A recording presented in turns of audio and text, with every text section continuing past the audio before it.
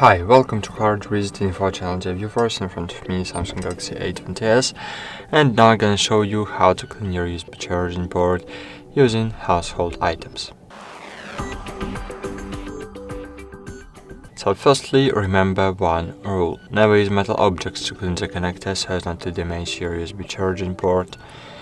So I suggest to use an old toothbrush which you no longer use. So firstly, as you can see, there is something in my charging port that's preventing the charging cable from going all the way into the connector, and now we are going to try to clear it. So firstly, insert the one part of the brush into the connector and just try to pry the dirt out. As you can see, it's very simple to do, because toothbrush is the best tool to clean your connector.